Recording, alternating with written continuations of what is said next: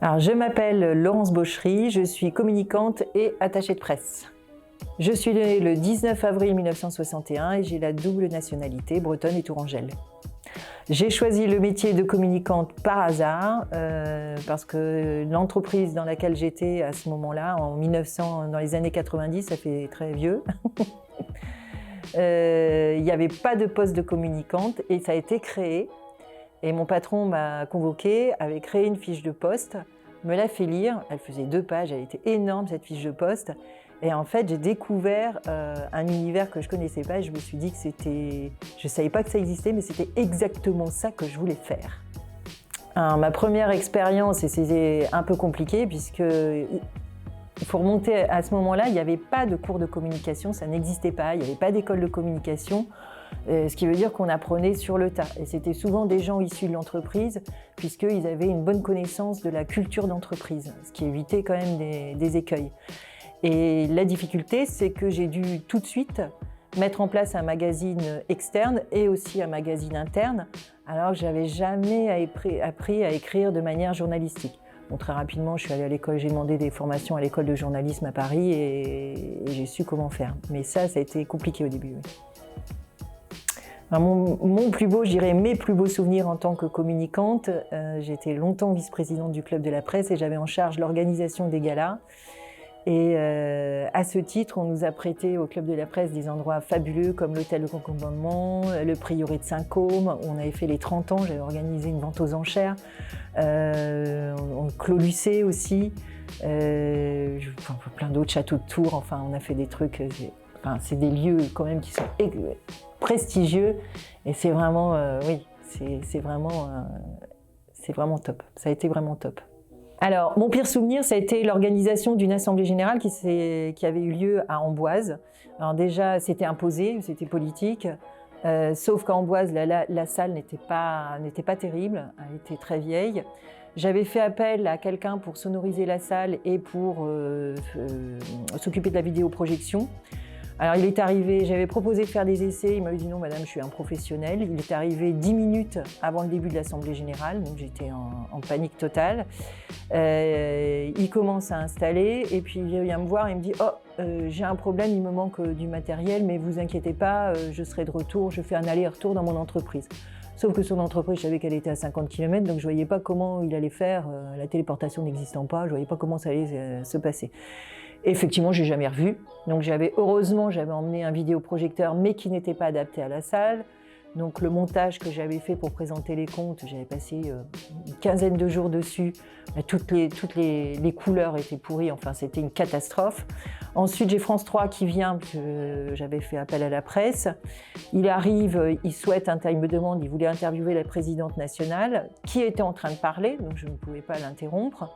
Il n'était pas content, il était pressé, il me disait qu'il avait autre chose à faire. Mon directeur arrive sur ses entrefaites et finit par lui dire que le ton a monté, finit par lui dire qu'il pouvait se taire parce qu'il pouvait bien attendre puisqu'il était payé avec notre argent, avec l'argent du contribuable.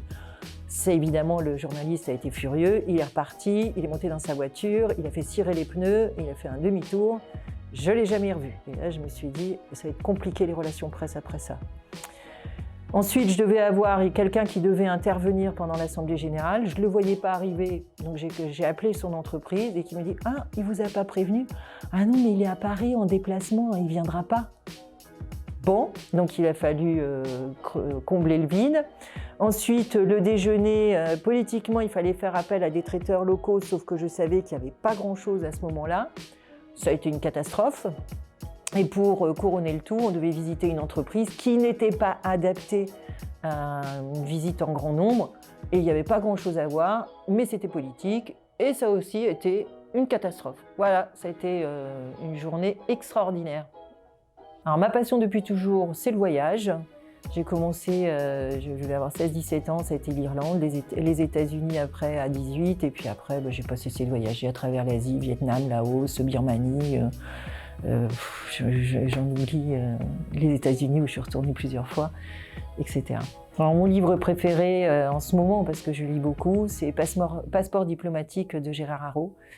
C'est un livre un peu sérieux, mais c'est passionnant parce qu'il retrace un certain nombre d'années de diplomatie à travers le monde. et il s'arrête pratiquement au moment de l'élection de Trump. Ma série préférée, c'est Le Bureau des légendes, parce que je pense que c'est une série très instructive et c'est plaisant à regarder. Alors, quand je m'exprime, bien évidemment, avant, je prépare d'une certaine manière le déroulé, ce que je vais aborder, mais je laisse une part à l'improvisation. Je ne veux pas que tout soit cadré, rodé. Je ne répète pas chez moi mon discours, parce que le public n'est jamais le même et que je dois interagir avec le public quel qu'il soit et que ça va dépendre de la façon dont ça va se passer. Alors j'aime beaucoup enseigner à l'IT Tours parce que les étudiants, je ne sais pas pourquoi, mais ils sont toujours... ils ont envie de travailler, ils sont dynamiques, ils ont envie de faire plus, ils savent pourquoi ils sont là, ils savent à peu près où ils veulent aller. Et résultat, ça donne des cours toujours avec de l'interaction et c'est très agréable. Alors pour moi, les réseaux sociaux, c'est un élément, un des vecteurs de communication. Alors pour moi, la communication digitale, c'est quelque chose qui s'étend de plus en plus, qui prend une part de plus en plus importante depuis mars 2020, mais je pense que c'est surtout lié à la crise sanitaire. Et savoir ce que ça donnera dans 20 ans, je pense qu'il y aura un mix parce que les gens se seront bien appropriés ce type de communication, mais la communication traditionnelle restera toujours présente. Alors la communication, oui, la communication dans 20 ans. Ce qui concerne la presse, je pense qu'il y aura une évolution. Malheureusement, je pense que la presse écrite le print aura du mal à résister parce que les gens lisent de plus en plus la presse sur les tablettes, etc., sur Internet. C'est vrai que c'est plus facile. Aujourd'hui, il y a encore des générations qui préfèrent le print, mais petit à petit, je pense que oui, ça va être très compliqué. Je pense que ça coûtera trop cher par rapport à ce qui sera vendu. Alors, IRL versus URL, qui gagne? Aujourd'hui, sans hésiter, c'est URL. Mais je pense qu'à terme, ce sera un mix des deux, avec, j'espère que ce sera IRL qui gagnera.